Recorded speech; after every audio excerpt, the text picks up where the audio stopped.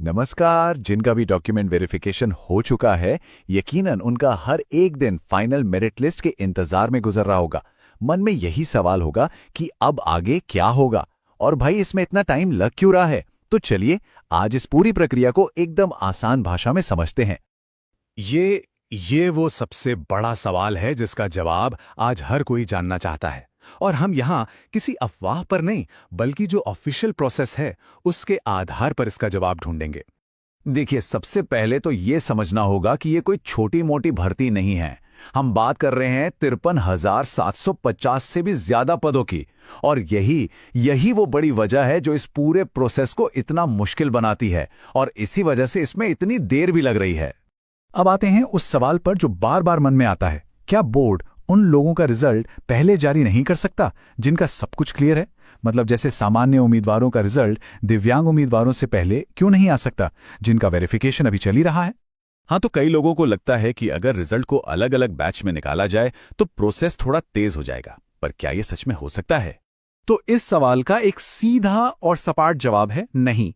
Boards अलग अलग result जारी कर ही नहीं सकता और ये जानना बहुत जरूरी है ताकि उम्मीदें सही दिशा में रहें। तो सवाल है, ऐसा क्यों नहीं हो सकता? देखिए, इसके पीछे 3 बहुत ही ठोस कारण हैं। पहला, आरक्षण के जो नियम हैं उनके हिसाब से एक ही कंबाइंड मेरिट लिस्ट बनाना जरूरी है। दूसरा, अगर अलग अलग लिस्ट निकाली गई तो उस पर कानूनी रोक लग सकती है, जिससे पूरी भर्ती प्रक्रिया ही अटक जाएगी। और तीसरा, जो सॉफ्टवेयर इस्तेमाल हो रहा है ना, उसे डिजाइन ही ऐसे किया गया है कि वो एक बार में सबके लिए एक ही रिजल्ट तैयार करे। ठीक है, तो ये तो साफ हो गया कि क्या नहीं हो सकता। अब चलिए ये देखते हैं कि पर्दे के पीछे असल में चल क्या रहा है और इस देरी की वजह क्या है। ये टाइमलाइन पूरी कहानी बयां कर देती है। देखिए, अप्रैल के आखिर में डॉक्यूमेंट वेरिफिकेशन का काम खत्म हुआ।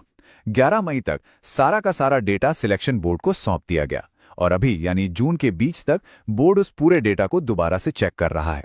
इसी हिसाब से हम जुलाई के आखिर या अगस्त की शुरुआत में फाइनल मेरिट लिस्ट की उम्मीद कर सकते हैं।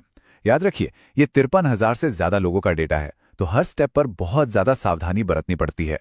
हाँ, लेकिन इस टाइमलाइन में एक छोटा सा ट्विस्ट हो सकता है। अगर बोर्ड ने आपके ओरिजिनल एप्लीकेशन वाले डिपार्टमेंट प्रेफरेंस को ही मान लिया, तब तो चीजें तेजी से आगे बढ़ेंगी। लेकिन अगर उन्होंने प्रेफरेंस भरने के लिए एक नया पोर्टल खोला, तो समझ लीजिए कि इसमें आराम से 15 से 20 दिन और लग जाएंगे।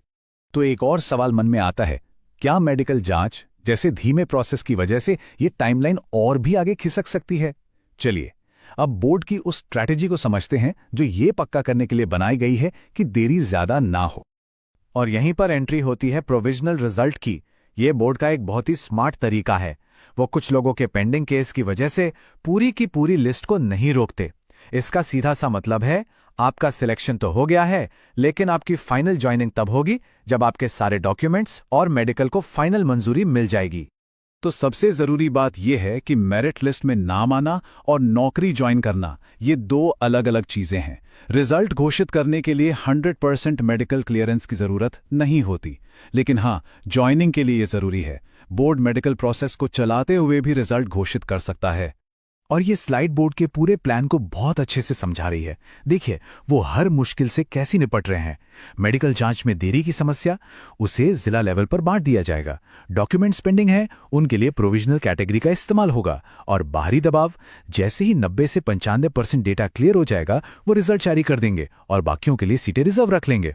तो इन सारी जानकारियों को एक साथ जोड़कर देखें तो हम आखिरकार उस अंतिम सवाल पर आते हैं कि रिजल्ट असल में आएगा कब।